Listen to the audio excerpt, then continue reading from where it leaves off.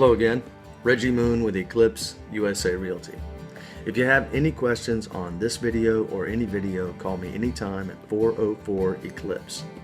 Today we're talking about how to avoid the multiple offer, highest and best process. Let me explain what it is first.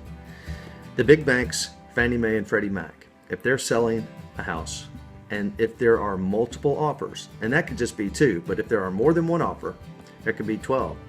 If there are multiple offers, the seller, if it's the big banks, Fannie Mae or Freddie Mac, they will initiate a process that is called the highest and best or multiple offers, highest and best process. What that means is they're asking all those potential buyers that wrote offers, they're asking them to send their highest and best offer. Some situations, people don't believe that there are multiple offers, but I'm going to tell you if it's a lie, it doesn't serve the seller very well. An example, if there's 5 potential buyers on a particular property and they ask all 5 to send their highest and best offer, 2 or 3 of them don't believe it and they jump off. So they've gone from 5 potential buyers down to 3.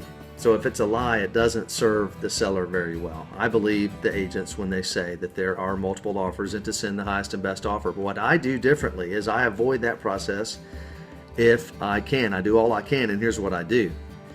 I show it as soon as it hits the market. If it comes out on a Tuesday, I don't wait until that weekend to show the property. I show it the day that it hit the market. And my buyer is already prepared with an approval letter and the earnest money check.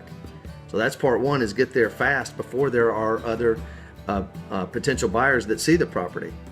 And then what I write are these 5 contingencies, these 5 stipulations. Buyer is an owner-occupant. Buyer accepts property as is after a 10-day inspection period. This one's a little controversial, but I'll tell you, it makes perfect sense. And that is, buyer does not have the right to request repairs. That sounds bold, but listen, if you've seen any real estate on the market, you see that it says as is. The seller already knows they're not going to fix anything. That third stipulation is our way of telling the seller that this buyer understands that they don't have the right to request repairs. Part 4 is buyer will close within 30 days of binding agreement. It makes the seller want to sign your contract and go binding, because that 30-day clock starts ticking. They're that much closer to closing. Part 5 says there is no financing contingency. Look, these big banks, Fannie Mae, Freddie Mac, they don't want a buyer that has to check out and see, wait 20 days to see if they can get their financing. I say the opposite. I say there is no financing contingency. Here they are again. Buyer is an owner-occupant. Obviously, it has to be an owner-occupant. You can't say that with an investor.